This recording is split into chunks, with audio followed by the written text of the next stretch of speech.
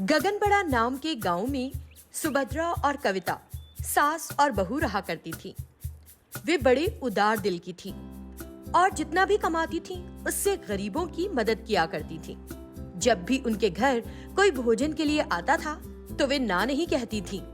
यही नहीं, कभी कभी तो वो खास तौर से अनाथों और बूढ़ों के लिए भोजन बनाया करती थी और इस तरह जरूरतमंदों की मदद किया करती थी।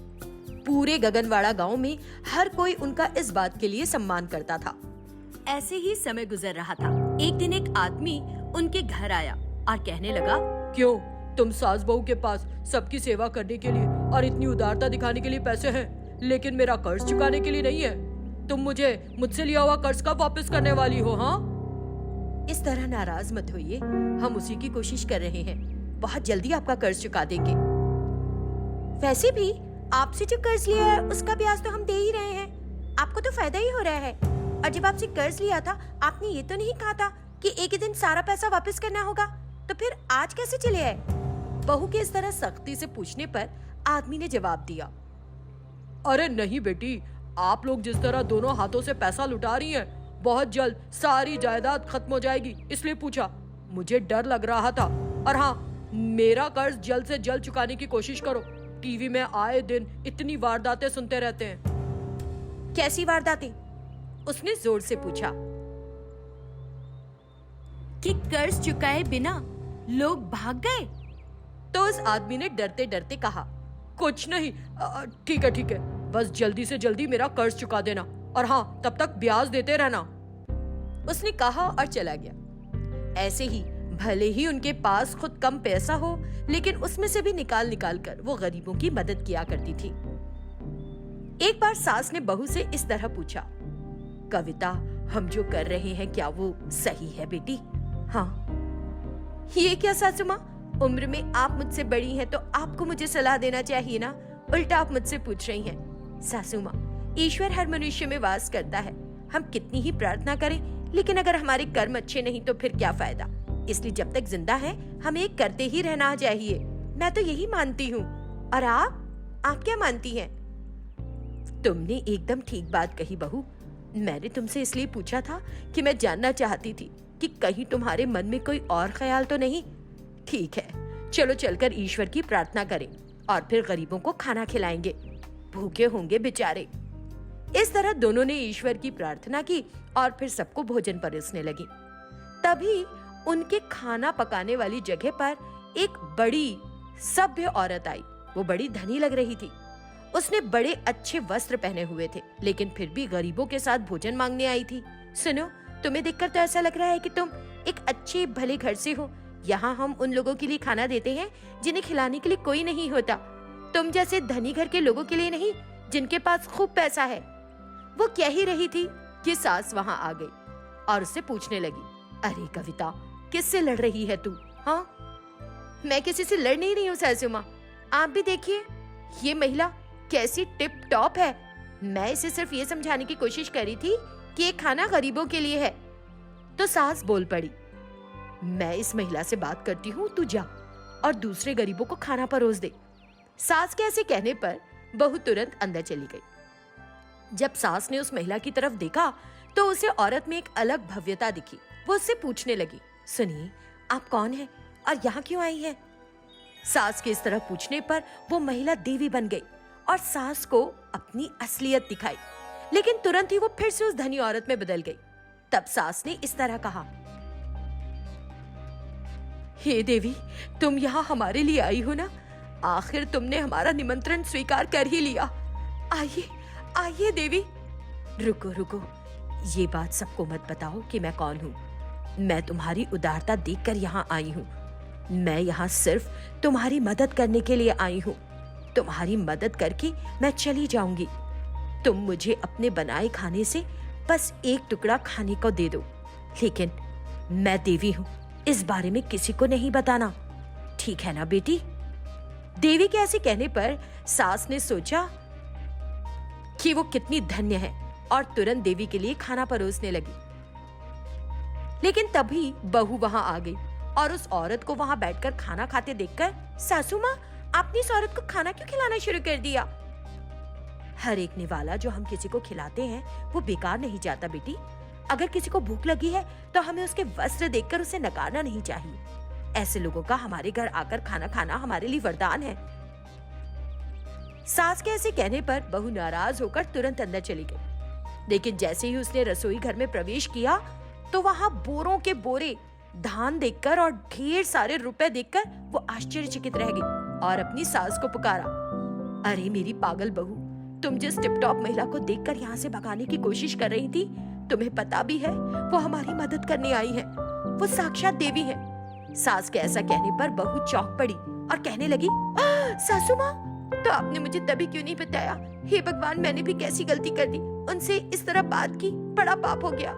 बहू के ऐसे घबराने पर सास ने उसे बताया कि देवी ने उनकी असलियत बताने के लिए मना किया था, लेकिन बहू बड़ी शर्मिंदा हो रही थी। तो देवी उनके सामने साक्षात प्रकट हुई। दोनों ने अपने हाथ जोड़ लिए। देखो सास और बहू, तुम दोनों बड़े उदार दिल की हो, लोगों की मदद करती हो, उन्हें खाना खिलाती हो, इसलिए मैं तुमको ये वरदान देती हूँ, तुम्हारा ये भंडारा कभी खत्म नहीं होगा। इस तरह सबकी मदद करने वाली सास बहू की देवी ने खुद आकर मदद की।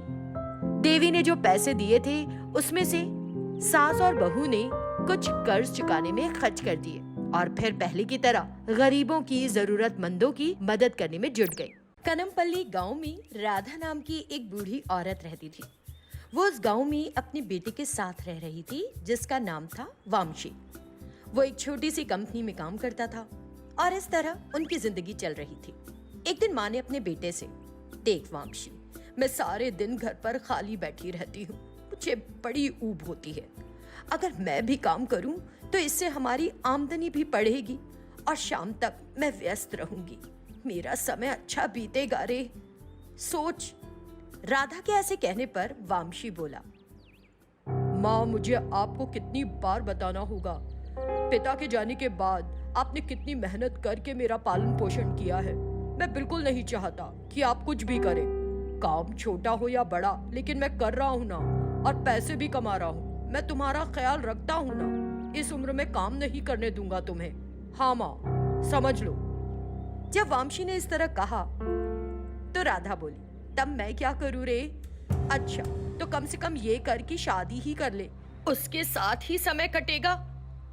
जब उसने ऐसा कहा तो बेटे ने जवाब दिया, तो ये बात है, ये माएं कितनी चतुराई से बात करती हैं ईश्वर, छोटी सी बात को कहां से कहां ले जाती हैं। हाँ, राधा के वामशी से शादी करने की बात से वामसी समझ गया था। हाँ तो और क्या, बेटा शादी की उम्र का हो जाए तो माँ की जिम्मेदारी बनती है कि उसकी शादी करा दे।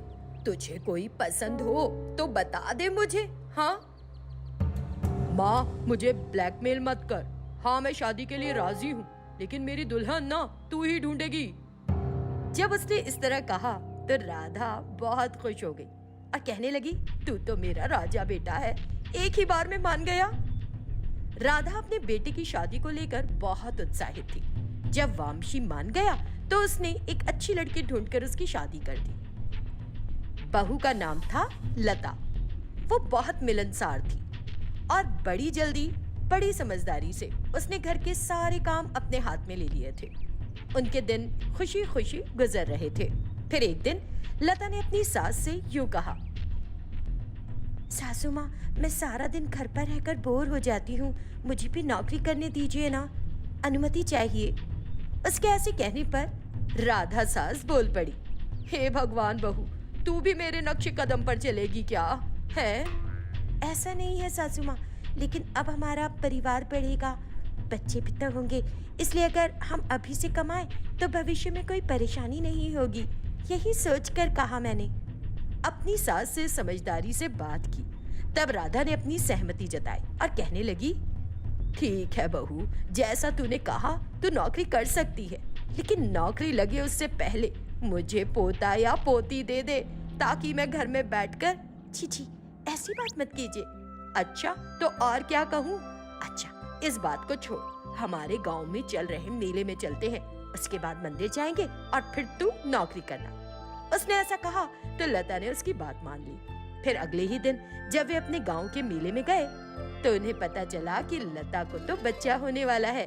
राधा खुशी से फूली ना समाई अरे वामसी, तेरी पत्नी मुझे जल्दी दादी बनाएगी और तू बाप बनेगा रे। हाँ, उसने कहा। ये सुनकर वामशी बहुत खुश हुआ। लता शर्मा गई। फिर वे मेले से घर लौटने लगे। घर लौटते हुए उन्हें एक नदी पार करनी थी। वे एक नाव में चढ़ गए, लेकिन अचानक नाव का संतुलन बिगड़ गया। नाव में बैठे लोग नीचे गिर गए। सास और बहू की किस्मत अच्छी थी, दोनों सकुशल नदी के किनारे तक पहुंच गई। लेकिन वामशी का कुछ पता नहीं चला। वो पानी के साथ कहीं बह गया। बाद में उन्हें पता चला कि कई लोग डूब गए। कुछ इस तरह के हालात बन गए थे कि वो जानती नहीं थी कि वामशी जिंदा है या मर गया। तब बहू ने रोते हुए कहा, क्यों सासू माँ, हमारी जिंदगी ऐसी क्यों होगी? मैं विधवा हो गई हूँ क्या? वो जिंदा है या मर गए? हाँ। नहीं नहीं बहू, ऐसे शब्द मत बोल। मुझे ईश्वर पर पूरा भरोसा है, वो हमें धोखा नहीं देंगे। वापसी जरूर वापस आएगा, मेरी आत्मा कह रही है। राधा सास ने अपनी बहू को दिलासा दिया। ऐसे ही कुछ महीने बीत गए। अब काम पर सास बहू दोनों साथ जाने लगी। हालांकि लता ने अच्छे से पढ़ाई की हुई थी, लेकिन उनका समय अच्छा नहीं था। उसे कोई नौकरी नहीं मिल सकी। अब वो गर्भवती भी थी, इसलिए उसने छोटे छोटे काम करना शुरू कर दिया ताकि उसे किसी तरह की तकलीफ भी ना हो। फिर कुछ समय बाद उसने एक छोटे से लड़के को जन्म दिया। लड़के को देखकर राधा सास बोली, देख बहू, हमने वामशी को खो दिया, लेकिन ईश्वर ने तुझे एक लड़का दिया। अब हमारे घर में भी एक लड़का है ना? इस सुख की घड़ी में भी उन्हें वामशी के ना होने का बड़ा दुख था। साल बीतते जा रहे थे। लता का लड़का बड़ा हो गया था और सेहतमंद था। ऐसे ही एक दिन एक कार उनके घर के सामने आकर खड़ी हो गई। जब उन्होंने देखा तो कार से एक बड़ा हुष्ट-पुष्ट व्यक्ति बाहर निकला। वो और कोई नहीं, वामशी था। उसे देखकर राधा और लता ने उसे गले लगा लिया और रोने लगी। तब राधा ने कहा, अरे बाबू, कैसा है? इतने साल कहाँ था? बहू ने रो रो कर अपना हाल बुरा कर लिया था रे। उसने कितना संघर्ष किया। तेरा एक बेटा भी है बेटा, उसने कहा और उसके बेटे को दिखाया। जब उसने उनके चेहरे पर खुशी देखी तो उन्हें बताया, उस दिन मैं पानी में बह निकला था। एक बुजुर्ग ने मुझे बचा लिया। फिर उन्होंने मुझे अपने साथ रहने के लिए जगह भी दी। इतने सालों तक मुझे उनके साथ रहना पड़ा क्योंकि मुझे आने नहीं दे रहे थे। उनकी मौत हो गई। मृत्यु से पहले उन्होंने अपनी सारी संपत्ति मेरे नाम लिख दी। उसने उन्हें सारी बात बताई। तब मिली हुई संपत्ति से वे सब मिलकर खुशी खुशी आराम से रहने लगे।